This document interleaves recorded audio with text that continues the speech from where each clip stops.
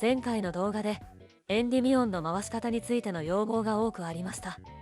他のテーマはカード1枚、2枚で展開でき、順序を覚えればある程度済むのに対し、エンディミオンは決まったパターンがないため難しく感じる部分があると思います。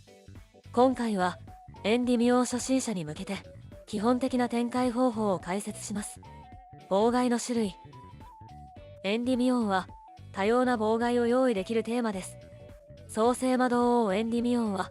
魔力カウンターが載っているカードを手札に戻すことで魔法、罠の効果の発動を無効にして破壊できます。効果の発動を無効にするため、すでに表になっている永続の起動効果や墓地からの効果などにも対応するのが優秀です。また、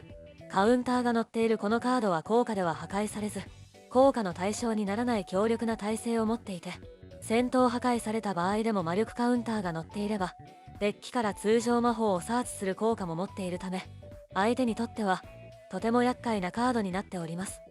ただ、墓地に送る効果や対象を取らないバウンス、除外などには処理されてしまうので注意しましょう。マジックビーストキングジャッカルは、魔力カウンターを2つ使うことでモンスター効果を無効にして破壊できます。魔力カウンターが2つずつ乗るので、魔力カウンターを多用するこのデッキでは魔力カウンタータンクとしても活躍します。展開の最初の方に構えることでニビル、ベーラー、ガンマなど手札誘発をケアしながら展開ができるのが強力です。マギステル・オブ・エンディミオンは、相手ターンに魔力カウンターを3つ使うことで、デッキから状況に合ったモンスターを特殊召喚できます。エンプレス・オブ・エンディミオンで、相手のモンスターを手札に戻したり、創世魔導王やキングジャッカルなどを特殊召喚し、不足している妨害を補うことができるカードです。マジック・ビースト・ガルーダは、相手がモンスターを召喚、特殊召喚した場合に、魔力カウンターを3つ使うことで手札から特殊召喚し、そのモンスターを手札に戻す効果です。多くのモンスターが同時に特殊召喚された場合は、そのモンスターを全て手札に戻します。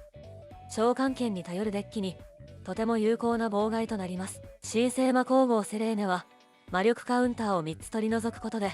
墓地や手札の魔法使い族モンスターを特殊召喚します。創世魔導王の効果で手札に戻したモンスターを再利用することができたり、オットアイズ・アブソリュート・ドラゴンの素材になった創世魔導王を墓地から蘇生したりします。リンク3モンスターであるため、開始のターンにアクセスコードトーカーなどにつなげることで、そのまま勝負まで持っていきます。IP マスカレーナは、相手のメインフェーズにリンク召喚を行い、そのモンスターは効果では破壊されなくなります。リンク召喚するモンスターとしてトロイメア・ユニコーン、アストラム、アポロウーサ、クルヌギアスなどが自由に選べるため、状況に合った妨害を用意することができます。展開の流れ。理想的な展開の流れとしては、1、エンディミオンカードのスケール効果と通常召喚を利用し、場に、ペンデュラムモンスターを2から3体並べます。2、エレクトラムをリンク召喚し、足りない妨害やペンデュラムスケールをエクストラデッキに加えながら手札を整えます。3、ペンデュラム召喚で妨害を用意して最終展開します。実際の展開例を見てみましょう。サーバント・オブ・エンディミオンを発動。増殖する G には、ハカーナの指名者で対応します。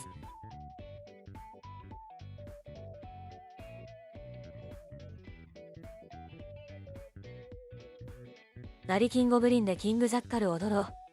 魔力統括で創世魔導王をサーチ。魔力カウンターが揃ったので、サーバントの効果を発動して創世魔導王を出します。ペンデュラムゾーンが空いたので、マスターケルベロスでジャッカルをサーチ。キングジャッカルでマスターケルベロスを特殊召喚。これで、1の条件をクリアできました。続いてエレクトラムをリンク召喚。妨害は十分なので、アストログラフを置いて展開を伸ばします。エレクトラムで創世魔導王を破壊してアストログラフ回収。アストログラフ効果で特殊召喚して先ほど破壊された創世魔導王をサーチ。エレクトラム効果でマギステルをドロー。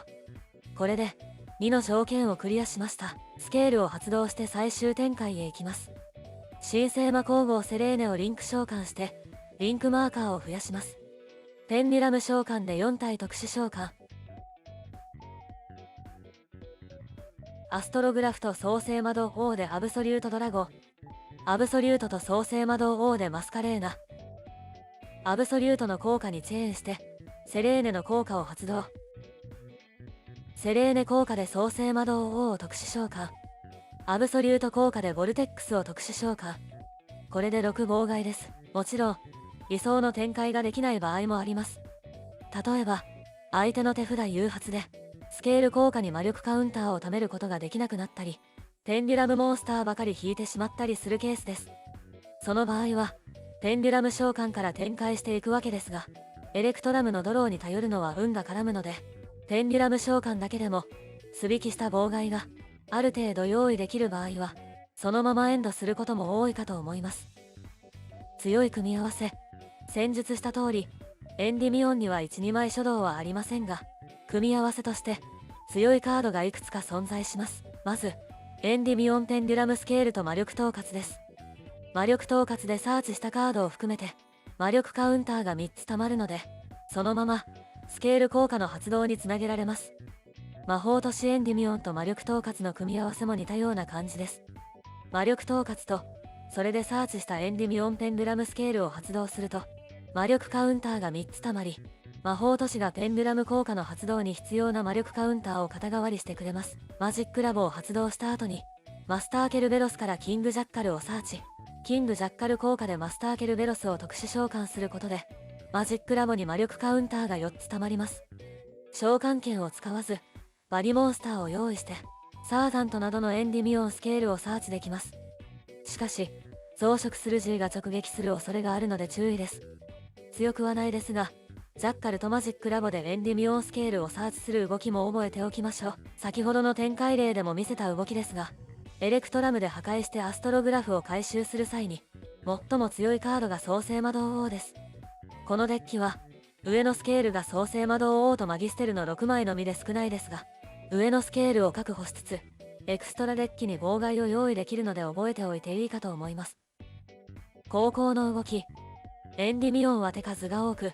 モンスター1体1体の打点が高いため、中低速のデッキ相手には後手でも比較的勝ちやすいデッキです。一方で妨害が多い高速のデッキまたはメタられる場合は後手で勝つのは厳しいでしょう。後攻で一番狙いたいのは創世魔導王のペンデュラム効果による相手の盤面の崩壊です。マスターケルベロスの除外効果は打点まで上がるので後攻をワンキルするときに役立ちます。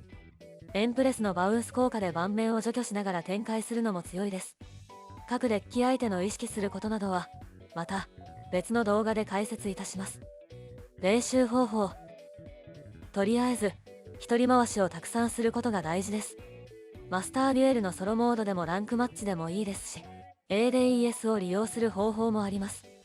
実物のカードを持っていればそれを使っても良いと思います。ある程度慣れてきたら相手の手札誘発の